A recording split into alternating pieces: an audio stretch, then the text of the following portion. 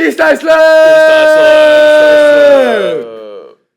Welcome back to this week's segment of WFTK Sports. To start off this week, we have devastating news. Devastating news.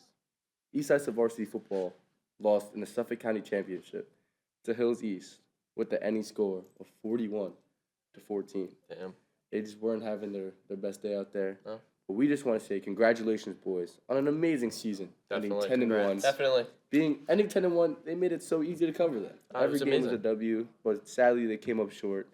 I hope they have better luck next year. Guys, what was your final take on the whole season from the East Iceland varsity football team? I want to say thank you for being so cooperative with me and on the field. East Iceland, they're great guys. Sadly being a senior, we're not going to be able to do this again. But I'm glad we ended off with a bang. What about you, Mike?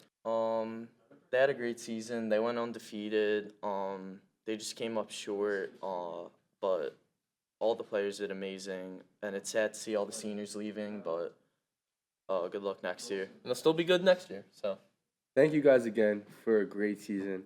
They were the last team standing on our fall sports, but now winter sports, baby!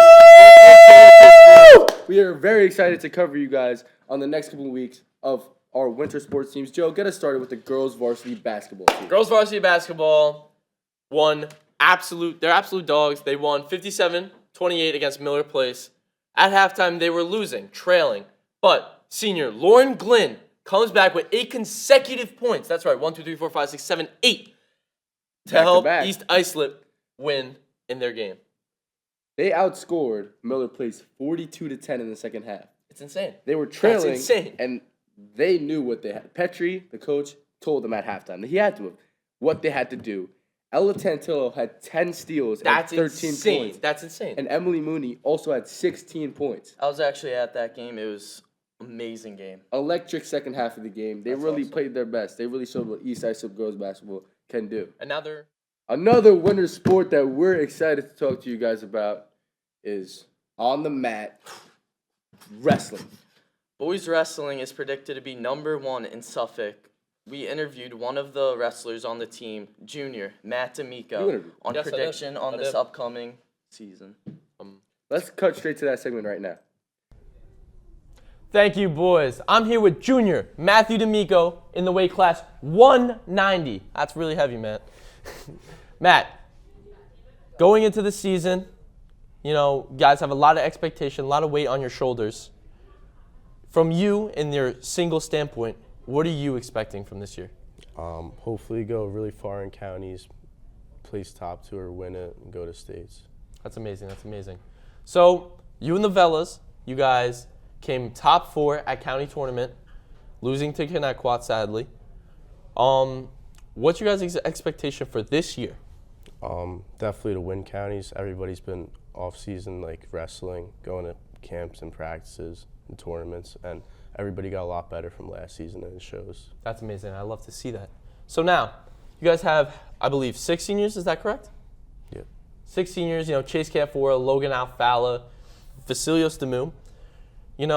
With all those seniors, who do you look up to the most? Who's your senior shout-out? Definitely Chris Coleman. He's my partner in the room, and he gets me better every day. That's amazing. Chris Coleman's a great guy. Well, thank you for your time. Good luck in your future endeavors at counties and everything. And back to you, boys.